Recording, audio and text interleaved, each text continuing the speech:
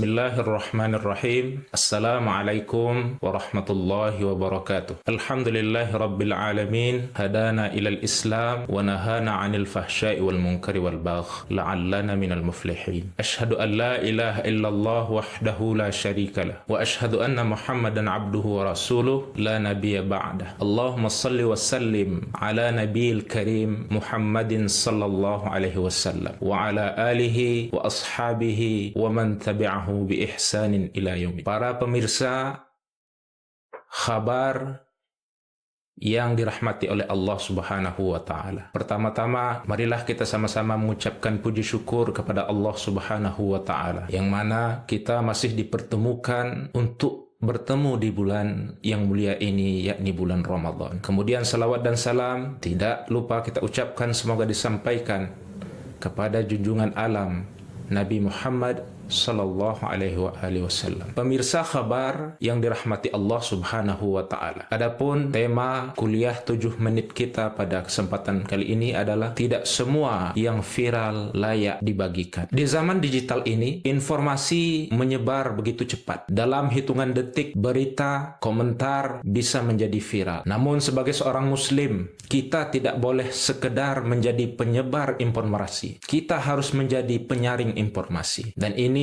sejalan dengan firman Allah Subhanahu wa taala di dalam Al-Qur'an surah Al-Hujurat ayat ke-6. A'udzu billahi minasyaitonir rajim. Ya ayyuhalladzina amanu in ja'akum fasiqun binaba'in fatabayyanu. Wahai orang-orang yang beriman, jika datang kepada kalian seorang fasik membawa suatu berita, maka telitilah kebenarannya. Ayat ini menegaskan kewajiban tabayyun, memeriksa kebenaran berita sebelum menyebarkannya. Tidak semua yang viral itu benar. Tidak semua yang ramai diperbincangkan itu layak kita ikut sebarkan. Rasulullah SAW juga bersabda, "Kafa bil mar'i kadhiba ayyuhadditha bi kulli ma sami'a." Hadis riwayat Muslim. Cukuplah seseorang dianggap berdusta ketika ia menceritakan setiap apa yang dia dengar. Hadis ini sangat relevan dengan kebiasaan sebagian orang yang langsung menekan tombol share tanpa berpikir panjang. Padahal bisa jadi berita itu belum tentu benar atau sudah dipelintir dari konteks aslinya. Pemirsa khabar yang dirahmati Allah Subhanahu wa taala. Selain soal kebenaran, ada juga bahaya ghibah dan membuka aib. Allah Subhanahu wa taala berfirman, A'udzu billahi minasyaitonir rajim, wa la yaghtab ba'dukum ba'dha ayuhibbu ahadukum ay ya'kula lahma akhihi maitan fakarihtumu. Al-Hujurat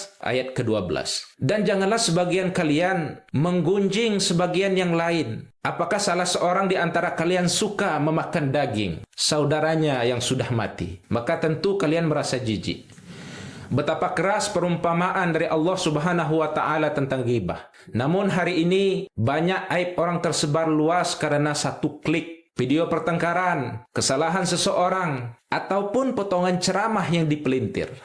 Semua bisa menjadi dosa jariah jika terus tersebar karena kita.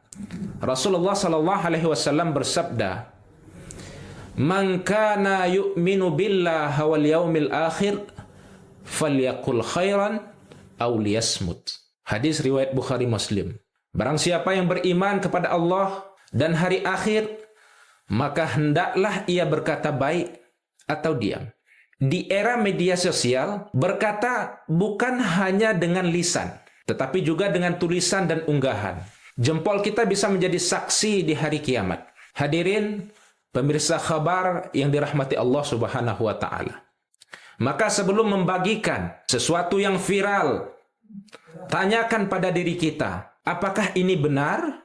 Apakah ini bermanfaat? Atau apakah ini membawa maslahat atau justru mudarat? Jika tidak membawa kebaikan, maka diam dan tidak membagikannya adalah bentuk ketakwaan.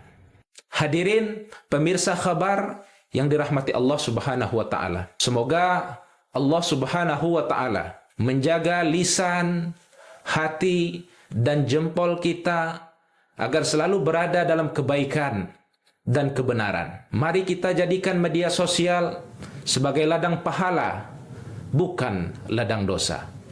Billahi fasabilil haq fastabiqul khairat Wassalamualaikum warahmatullahi wabarakatuh.